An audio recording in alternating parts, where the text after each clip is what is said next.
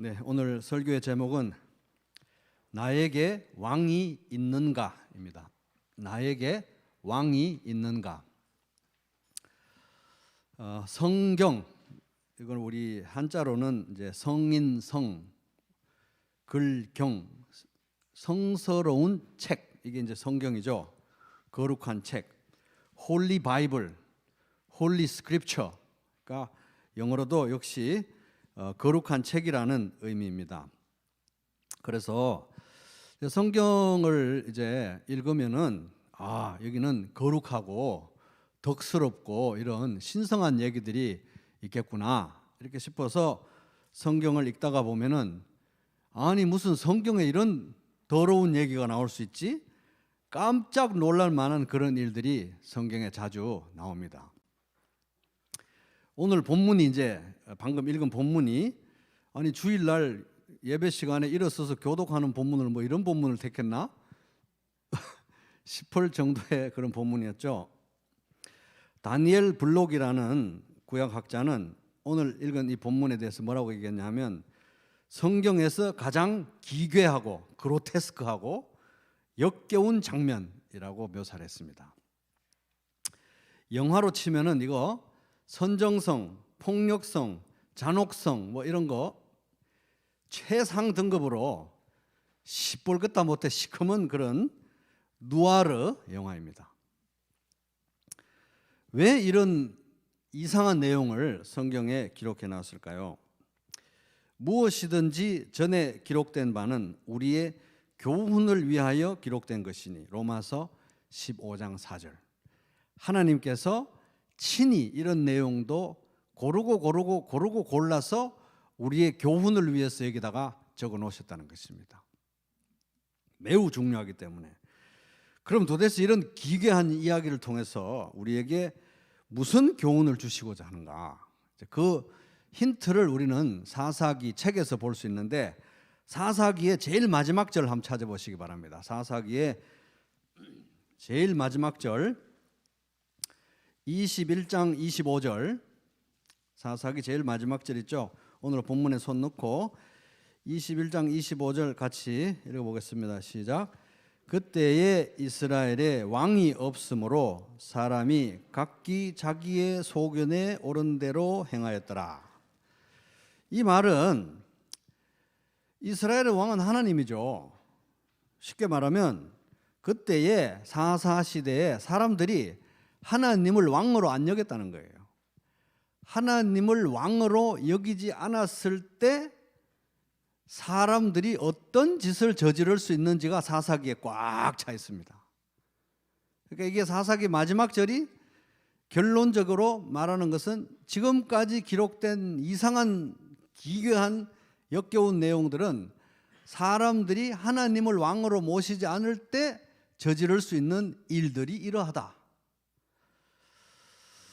그래서 그 사사기에 나오는 내용들은 이렇게 읽다 보면 이게 잘한 일 같기도 하고 못한 일 같기도 하고 이게 옳은 일 같기도 하고 그런 일 같기도 하고 또 하나님이 대답하시는 거 보니까 옳은 일 같기도 한데 이상하게 아닌 것 같기도 그렇죠. 사사기의 저자는 그때마다 이건 옳은 일, 이건 그런 일 이렇게 말을 안 해줘요. 쭉 적어놓고 마지막에 사람들이 하나님을 왕으로 모시지 않을 때 이런 짓까지 할 수 있다.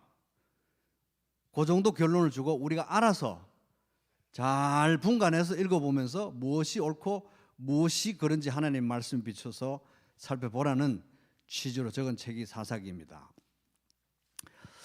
그래서 이 무슨 교훈을 주기 원하시는가? 오늘 본문에 읽은 이상한 이야기 이것은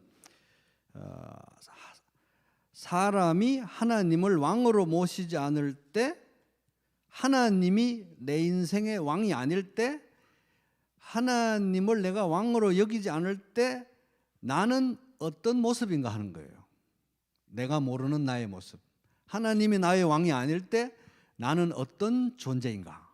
하나님이 나의 왕이 아닐 때 나는 어떤 모습인가를 거울처럼 보여주는 말씀이 오늘 말씀입니다. 그래서 이제 오늘 본문에서 오늘 설교의 목적은 하나님이 나의 왕이 아닐 때 나는 어떤 존재인가 세 가지로 한번 정리해 보겠습니다. 첫째, 하나님이 나의 왕이 아닐 때 나는 어떤 존재인가, 어떤 모습인가. 자, 첫째 따라 볼게요. 가장 특별한 존재도 가장 비천하다. 시작. 그래서 이제 사사기 마지막에 세 장 19, 20, 21 이 세 장은 한 단락입니다. 이야기의 한 덩어리입니다. 그래서 가장 역겹고 가장 기괴한 장면인데 이야기의 시작은 이렇게 됩니다. 다 읽어볼 수는 없고 제가 줄거리를 쭉 이야기하다가 중요한 부분만 살펴보겠습니다. 얘기의 시작은 이렇습니다. 이제 19장 1절부터 얘기 시작은 이제 이스라엘의 왕이 없을 그 사사 시대에 한 레위인이 첩을 드렸어요. 첩이 뭡니까? 두 번째 부인 말하는 거죠. 두 번째 부인을 드린 거예요. 예배와 말씀 그리고 삶에 있어서 본이 되어야 할 레위인이 첩을 드린 겁니다. 둘째 부인을 드린 거예요. 이 첩을 성경에서는 다 첩이라고 말하는데 둘째 부인이라고 말할 수 있는 근거는 뭐냐 하면 또 이 장에 이 첩의 아버지를 장인이라는 단어로 3번이나 묘사를 해요. 둘째 부인인 겁니다. 그 여자 입장에서는. 그래서 이 둘째 부인을 드렸는데 둘째 부인하고 사이가 안 좋아요. 또 그래가지고 개역 성경에 의하면은 이 둘째 부인이 바람을 피웠어요. 근데 똑같은 단어를 다른 식으로도 번역할 수 있는데 새 번역에 의하면 이 레위인이 둘째 부인 속을 썩여가지고 둘째 부인이 화가 나서 친정으로 돌아간 그런 사건으로 묘사하고 있습니다. 둘 다 맞는지도 몰라요. 어쨌든 간에 이 둘째 부인도 어쨌든 무슨 이유로 해서 친정으로 가버렸는데 친정이 어디였습니까? 베들레헴이었어요. 친정이 베들레헴. 이 사람들이 살고 있는 곳은 에브라임이라는 곳인데 한 50km 정도 떨어진 곳으로 가버렸습니다. 그래서 이제 레위인이 요즘으로 하면 뭐 목사나 전도사쯤 될까요? 이 레위인이 이 둘째 부인을 찾으러 50km 떨어진 베들레헴으로 갔습니다. 갔는데 아니나 다를까 이 장인이 엄청나게 반가워하면서 융숭한 대접을 하는 거예요. 그래서 닭 잡고 뭐 잡고 이래가지고 첫날도 먹이고 이튿날도 먹이고 3일도 먹이고 이제 그만 갈게요 하는데도 또 잡아가지고 나흘째 먹이고 닷새 동안 먹인 거예요. 5일 동안을 그냥 융숭하게 대접을 했는데 이제 더 이상 이제 미룰 수가 없어서 5일째는 그냥 뿌리치고 갈게요 이제 하고 가는데 너무 붙잡으니까 아침 일찍 가야 되잖아요. 50km니까 하루 만에 못 가니까 아침 일찍 떠나야 되는데 너무 붙잡으니까 오후 늦게 출발한 거예요. 그래서 이제 오후 늦게 출발을 하는데 이 종이 있었어요. 종과 레위인과 그 종과 그다음에 나귀 2마리와 이 둘째 부인을 데리고 이제 레위인이 에브라임을 향해서 출발합니다. 그것도 오후 늦게. 그래서 이제 하루 만에 갈 수 없으니까 이제 가다가 여부스라는 곳에 도착을 했는데 종이 여기 이제 자고 가야 되겠습니다. 주인님 너무 늦어서. 그러니까 이 사람이 여기는 이방인 동네니까 여기서 못 자고 우리 이스라엘 동네 안전한 곳으로 가서 자자. 조금만 더 가면 베냐민 지파에 기브아라는 동네가 있으니까 거기 가서 하룻밤 묵자. 그래서 조금 더 가서 기브아라는 동네로 갔습니다. 이스라엘 사람들의 동네죠.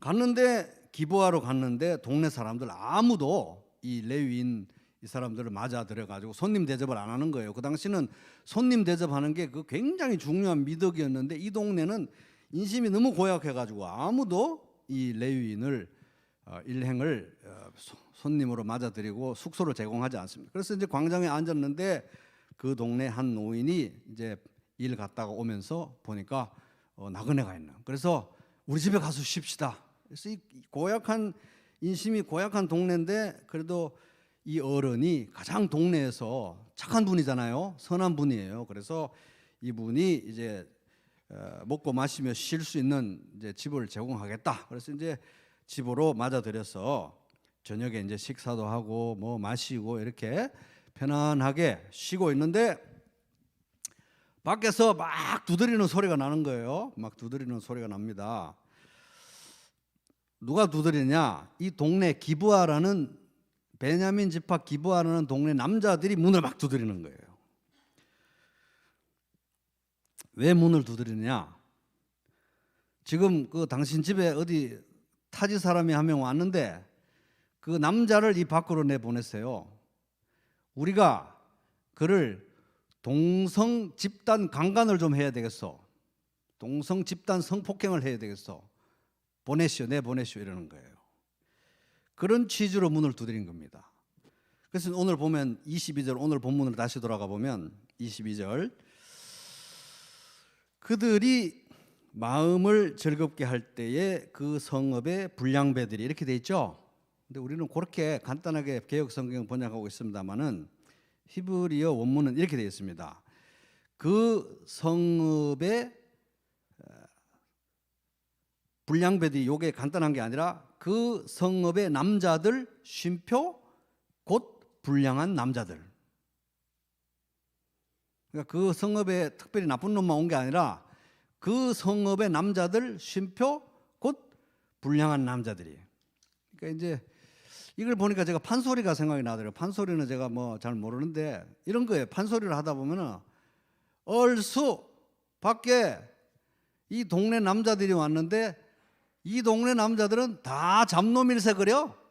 이런 거예요. 전부 이 동네 남자들은 다 잡놈들인 거예요.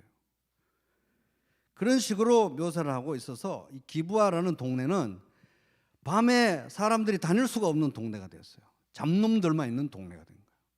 그런데 기브아는 베냐민에 있고, 베냐민은 이스라엘의 12지파 중에 하나인데, 이스라엘은 하나님이 제사장의 나라로 부른 나라고 거룩한 백성으로 부른 사람들이고 하나님이 택하신 민족이라서 그 당시에서 볼 때 전 세계에서 하나님의 눈에는 가장 특별한 민족이었어요. 선택받은 민족인데 어떻게 됐습니까?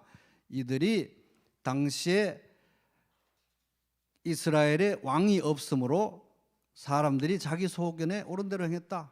하나님을 왕으로 안 모시니까, 하나님이 왕이 아니니까 이들이 가장 특별한 사람들인데 가장 비천한 사람들이 되어 있었던 것입니다. 하나님이 왕이 아닐 때 어떤 일이 벌어진다? 나에게 가장 특별한 존재가 가장 비천한 존재로 전락한다는 것입니다. 하나님이 왕이 아니어서 생기는 일인 것입니다. 자, 둘째, 하나님이 왕이 아닐 때 우리는 어떤 존재인가? 첫째는 가장 특별한 존재인데 가장 비천하다. 둘째, 따라해보겠습니다. 가장 선한 것도 가장 악하다. 시작. 그래서 이놈들이 그 남자를 내보냈어요. 우리가 집단 동성 성폭행 하겠습니다. 이런 식으로 대놓고 뻔뻔하게 얘기하니까 이 동네에서 가장 착한 이 노인이잖아요. 아무도 손님으로 안 맞아들이는데, 손님 대접을 안 하는데 이 노인이 한 거잖아요. 제일 착한 사람이에요. 동네에서 덕스럽고 어른스러운 인심 좋은 분인데 이분이 아니나 다를까 이 불량한 이놈들을 달랩니다. 뭐라고 달래냐 하면은, 이복에 젊은이들 그런 불량한 짓은 하면 안 된다고, 그런 악한 일을 하면 안 된다고, 그렇게 하면 안 돼, 그런 악한 일을 하면 안 돼. 그러면서 대안으로 내놓는 게 뭐냐 하면, 여기 우리 처녀딸이 있는데, 처녀딸, 시집 안 간 처녀딸이 있는데 이 처녀딸하고 자기 딸만 얘기하면 되는데 동의도 안 받고 이 레위인의 첩도 있다. 둘을 내가 강제로 끌어다가 내줄 테니까 성폭행을 하든지 뭘 하든지 너희 눈에 좋은 대로 해라. 좋은 대로, 너희 눈에 선한 대로 행해라. 이렇게 하면서 내주는 거예요.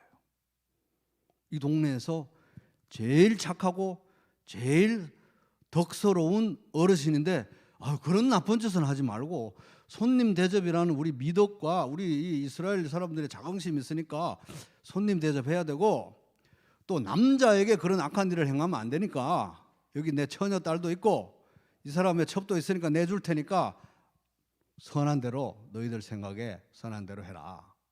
그 정도 선에서 선을 지켜야 된다. 이렇게 내준 겁니다. 그러니까 이 레위인은 아니 남의 첩이지만 남의 부인을 당신 마음대로 왜 그렇게 내보낸다고 하냐고 이렇게 화를 내는 게 아니라 아유 뭐 당신 그 어르신 그 따님까지 그렇게 내보낼 필요 있습니까? 여기 이제 첩이 있는데 당신 나가 이러면서 그 자기 둘째 부인을 강제로 잡아가지고 끌어가지고 바깥으로 내줘요. 이 레위인이.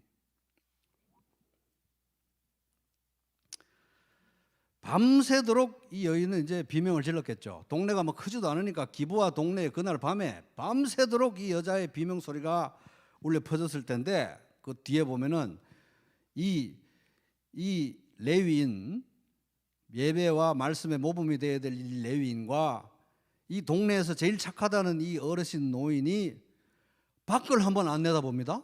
밖을 한번 안 내다보고 집에서 뭘 먹고 마시는지 하면서 잠을 자고 그냥 끝나요. 밤이 지나가는 겁니다. 자, 24절 볼게요. 24절.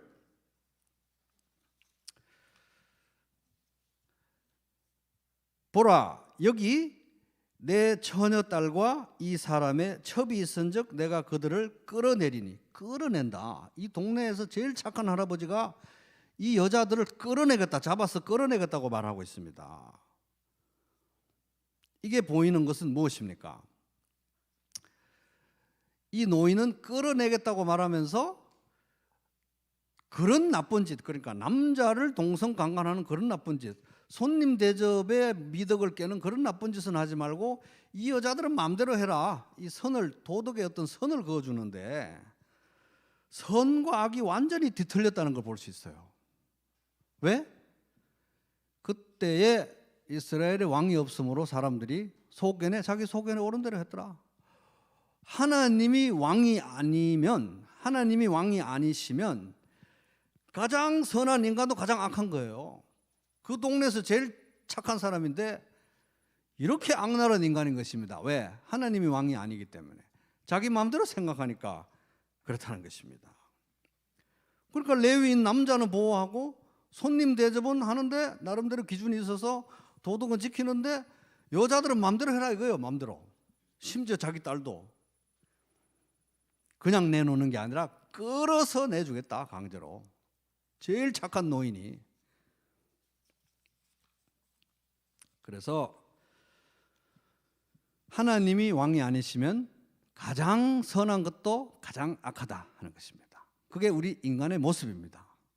자, 셋째, 하나님이 아니실 때 우리 인간은 어떤 존재인가? 세 번째 따라해 보겠습니다. 가장 용감한 것도 가장 비겁하다. 시작. 그래서 이제 밤새도록 비명 소리가 났는데 이 두 남자는 뭘 하고 있었는지 문도 안 열어보고 잤습니다. 그 이튿날 이 레위인은 짐을 챙겨서 떠나요. 떠나는데 이 자기 둘째 부인이 죽었는지 살았는지 동네 수소문 해볼 생각도 없이 아무 일 없었다는 듯이 짐을 싸가지고 가는 거예요. 가는데 대문을 여니까 뭐가 나타났습니까? 그 여자의 시체가 널려 있는 거예요. 대문에. 문고리를 잡고 죽어 있는 거예요. 그러니까 무슨 호의라도 베풀듯이 시체를 흔들면서 가자, 여보 가자. 죽었잖아요. 근데 밤새도록 밖에 한 번도 안 내다보던 이 사람이 죽든지 말든지 한 번도 안 내다봤잖아요. 관심도 없었는데 시체를 보니까 꼭지가 돈 거예요. 이 사람이 난데없이. 그녀에 대한 사랑이나 어떤 인간적인 그런 정이 아니라 그냥 자기 자존심이 상한 거예요. 자기의 명예가 실추가 된 거예요. 그래서 느닷없이 뒤틀리게 왜곡된 분노가 치밀어 오르고 시체를 나귀에 싣고 에브라임으로 돌아갑니다. 돌아가가지고 시신 손괴를 하죠.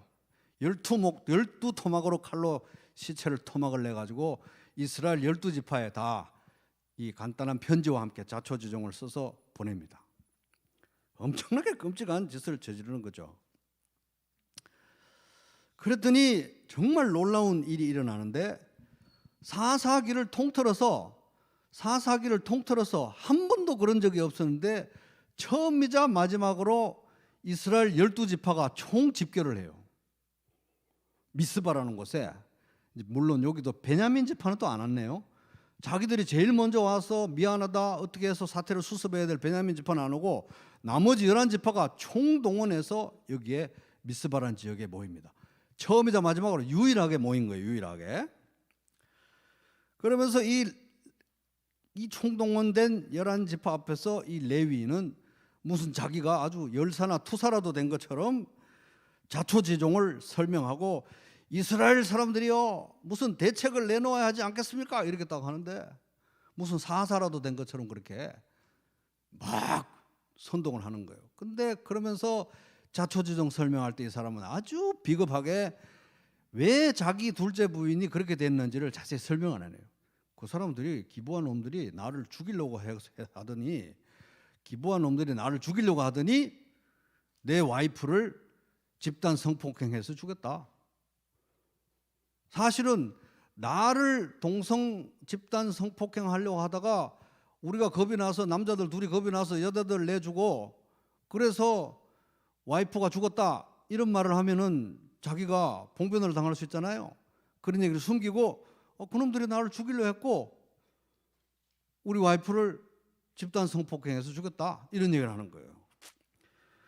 그러니까 이 사람이 이 사사기에 전혀 없었던 그 어떤 사사도 행하지 못한 일을 하는데 뭐냐 하면은 이 이상한 비겁한 레위인 때문에 이스라엘 11지파가 총동원이 돼서 집결한 거예요. 굉장한 리더십을 발휘한 겁니다. 그런데 이제 이 레위인의 일로 말미암아서 이스라엘에 끔찍한 내전이 일어나죠. 11지파 대 베냐민 지파가 전쟁이 붙어가지고 내전이 일어나가지고 베냐민 지파 남자 25,100명이 죽고 겨우 600명만 살아남는 동족 상잔의 비극이 벌어져요. 그걸로 얘기가 끝나는데 이 누아르 이 어두운 누아르 영화의 대반전, 아주 기분 나쁜 대반전은 뭐냐 하면은 베냐민 지파를 손보겠다고 11지파가 다 모여가지고 싸워가지고 베냐민 지파를 완전히 거의 멸종을 시키고 600명 딱 남았잖아요. 그렇게 해서 베냐민 지파 손보겠다고 11지파가 다 모여가지고 싸우고 막 다 25,000명이나 죽이고 할 때는 언제더니 600명 딱 남으니까 아차 싶은 거예요. 이러다가는 12지파 중에 한 지파가 없어지겠구나. 갑자기 후회가 몰려들고 막 안타까운 마음이 몰려들면서 하나님한테 막 기도하고 막 이러면서 방법을 찾는다는 게 뭐냐 하면은 구실을 찾았는데 이 명분도 없는 전쟁을 위해서 12지파를 동원을 했는데 여기에 나타나지 않은 동네가 있다 이거예요. 거기가 야베스 길르앗이라는 그 동네인데 그 동네 사람들이 안 온 거예요. 이 지역 사람들이 출동을 안 한 거예요. 이놈들을 다 이 동네 사람들 남자 여자 남녀노소를 다 학살하자 결정을 내립니다. 그래가지고 가서 남자 여자 뭐 남녀노소 다 죽여요. 처녀만 빼고 처녀 400명만 빼고 다 학살을 합니다. 그래서 그 400명을 이 베냐민 지파에 살아남은 600명 중에 400명하고 짝을 지어줘요. 강제 납치를 해서 지들은 베냐민 지파가 성폭행했다고 화가 나서 와서 본때를 보여주겠다고 왔는데 지들은 지금 400명 여자를 강제 동원 납치를 해가지고 이 남자들 600명 중에 400명하고 짝을 지은 거예요. 그것도 200명이 남았죠? 모자라잖아요. 또 이걸 또 채워줘야 된다는 막 이상한 명분을 가지고 이들이 한 짓이 뭐냐면은 마침 그 당시 이 신앙의 중심지였던 실로에 여호와의 절기가 있는데 사람들이 와서 예배를 드린다 이 말이에요. 그 예배 드리는 처녀들 200명을 또 납치를 해요. 국가적으로 납치를 하는 겁니다. 납치를 해가 짝을 지어줘요. 600명. 그러니까 이게 막장도 이런 막장이었고 누아르도 이런 누아르가 없는 거예요. 도대체 뭔 짓을 하는지를 모르겠어요. 성폭행을 한 부도덕을 행한 베냐민 지파를 응징하기 위해 왔는데 지들은 대놓고 공적으로 여자를 600명이나 납치해서 강제 결혼을 시킨 것입니다. 네, 거기 20장 1절 보겠습니다. 20장 1절. 여기 보면 20장 1절 2절 같이 읽어볼까요? 20장 1절 2절 시작. 이에 모든 이스라엘 자손이 단에서부터 브엘세바까지와 길르앗 땅에서 나와서 그 회중이 일제히 미스바에서 여호와 앞에 모였으니 온 백성의 어른 곧 이스라엘 모든 지파의 어른들은 하나님 백성의 총회에 섰고 칼을 빼는 보병은 40만 명이었습니다. 여기 보면은 딱 요 부분만 읽으면 와, 이스라엘 사람들이 굉장한 용기를 발휘해서 의협심을 가지고 총동원돼서 이렇게 일치단결 대동단결해서 모였구나, 이런 느낌이 들어요. 왜냐하면 이 두 절에 보세요.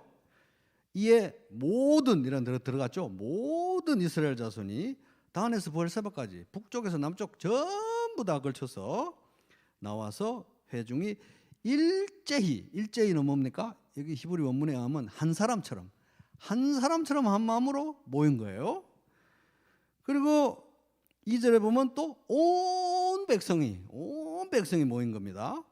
거기 또 보면 12지파의 어른들 다 모였어요. 제일 현명하다고 하는 사람들. 그다음에 보면 하나님의 총회로 다 모인 거예요. 그리고 모였는데 칼 빼는 보병만 40만 명. 대단하게 모였다.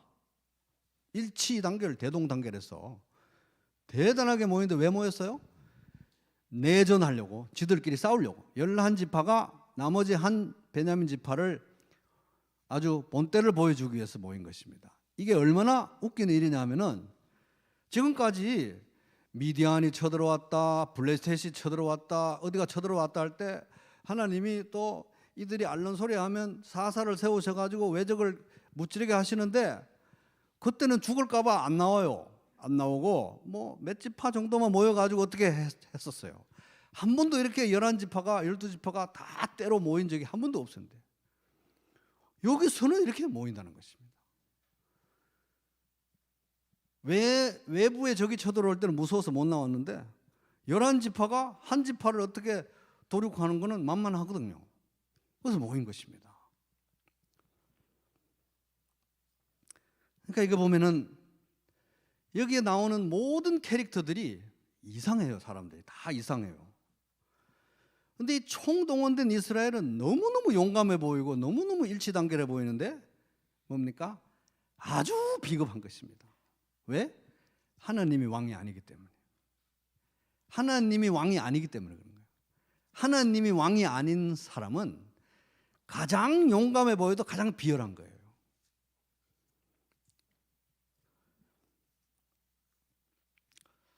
자, 오늘 말씀의 교훈을 한마디로 요약해 보겠습니다. 하나님이 왕이 아니면 시작.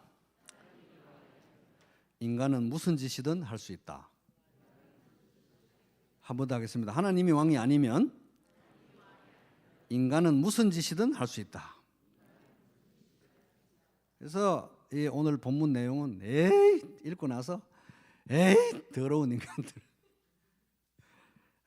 진짜 이러라고 썼겠습니까? 아니면 이 사람들의 모습을 보고 우리 자신의 모습을 비춰보라고 썼겠습니까? 1번일까요? 2번일까요? 2번인 것입니다. 이거 보고 더러운 인간들 이러라고 쓴 게 아니라 우리 자신의 모습을 비춰봐야 되는데 어떤 모습? 하나님이 왕이 아닐 때 우리 자신도 이렇다는 거예요. 하나님이 왕이 아닐 때.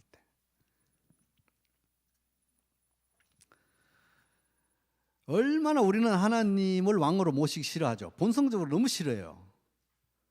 그래서 또 더군다나 하나님은 눈에 보이지 않으니까 사실 이들이 다른 나라는 다 위대한 왕이 있는데 왜 우리나라는 왕이 없습니까? 하나님은 눈에 보이지도 않는데 뭐 왕이 어떻게 왕으로 섬깁니까? 해서 보내주신 분이 바로 예수님입니다. 예수님.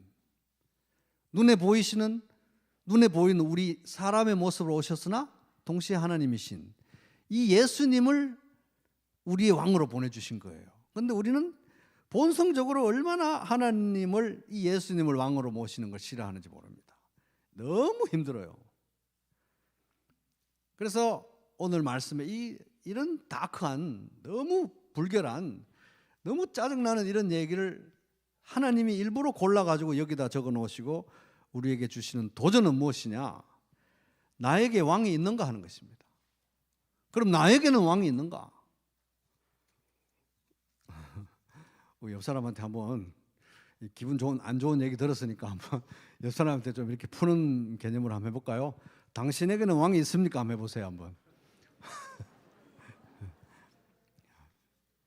이게 굉장히 뜨끔한 얘기예요 사실. 이렇게 더러운 얘기를 왜 적어놨을까? 이것을 읽는 나에게는 왕이 있는가 하는 것입니다. 나에게는 왕이 있는가? 나에게 왕이 있는가? 예수님이 나의 왕이 아니시면 뭐 신분적으로는 예수님 나의 왕이시죠. 그러나 예수님을 나의 왕으로 모시지 않는 삶은 가장 특별한 존재인 내가 가장 비천한 존재로 전락하는 것이고, 예수님이 나의 왕으로 여겨지는 그런 삶이 아니라면 나의 가장 선한 것도 가장 악하고, 그리고 예수님이 나의 왕이 아니면 내가 가장 용감하고 명분이 있다고 할지라도 가장 비겁한 것입니다. 그게 우리의 현주소라는 거예요.